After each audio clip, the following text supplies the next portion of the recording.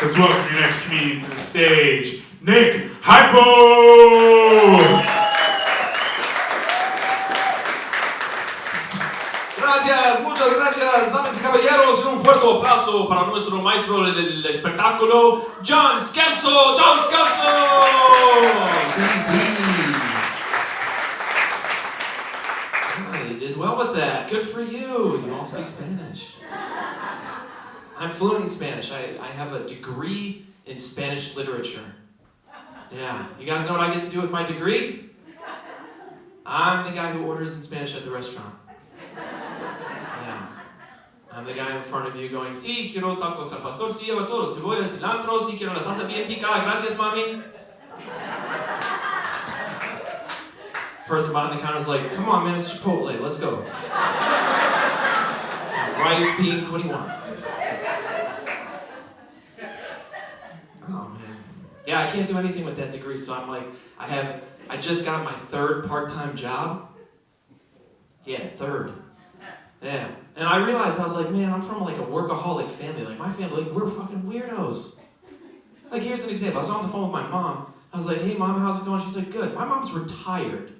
She's like, everything's great. My mom's retired. 3 part-time jobs. And her and my dad are doing renovations on the house themselves. Like they're their own HGTV program. I'm like, what? I hear that there and she's like, I'm good, everything's great. And I'm like, fuck, I'm fucked forever. I'm always gonna be like this. This is just my family, it's in my blood.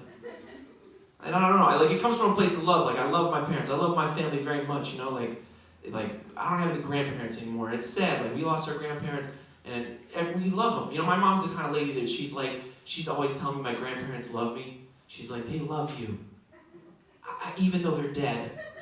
I'm like, Mom, and they're like, well, they still love you from heaven. Because we believe in that. Like, I believe my parents, my grandparents, my parents will get to heaven. I believe my grandparents are in heaven, you know?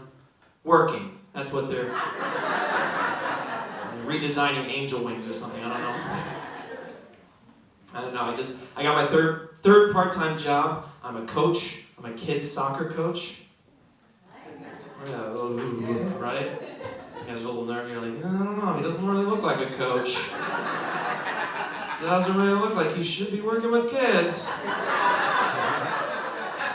I get it. If anything, I look like an overly touchy yoga instructor, right? Like I look like the guy who really likes correcting downward dog. I'm like, hips backing up, class. Walking around, people are like, God, where is he, guys? Guys, where is he behind me? Somebody give me the signal if he's behind me. I just want to go to child's pose.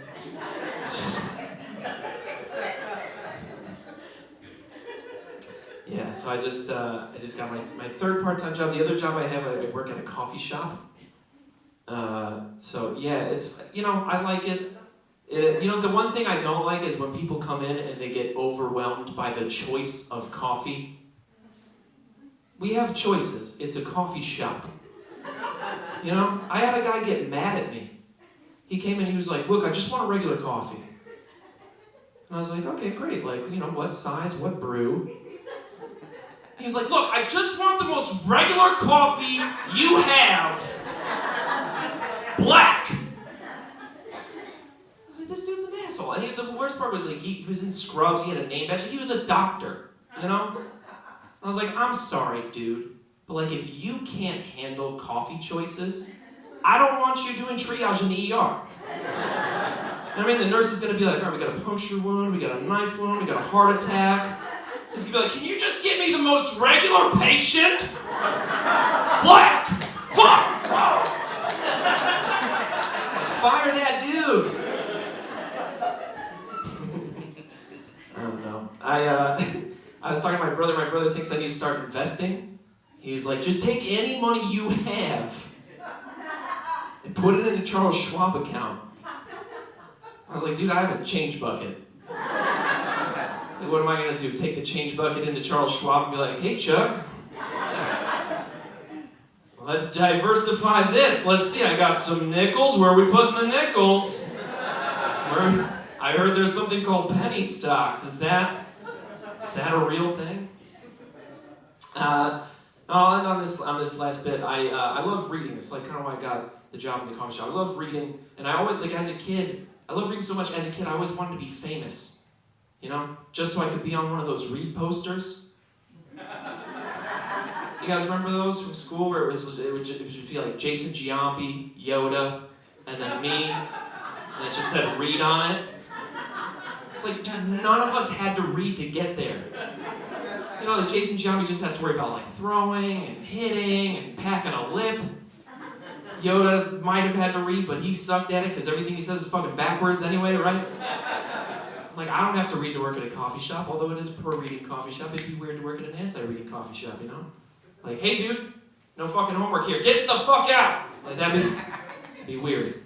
I don't know. I'm trying to figure out how to do like more jokes about reading, but it's hard, right? Because it's not a very comedy-friendly subject. Like, how should I make this funnier, guys? Like, what do I need to do?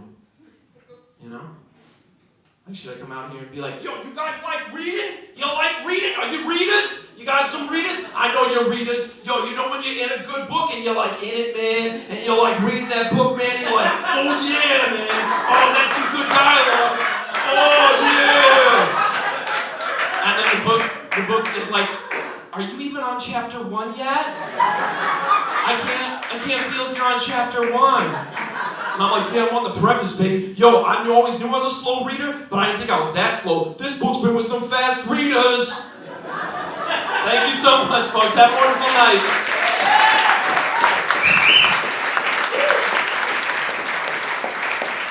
Big high everybody!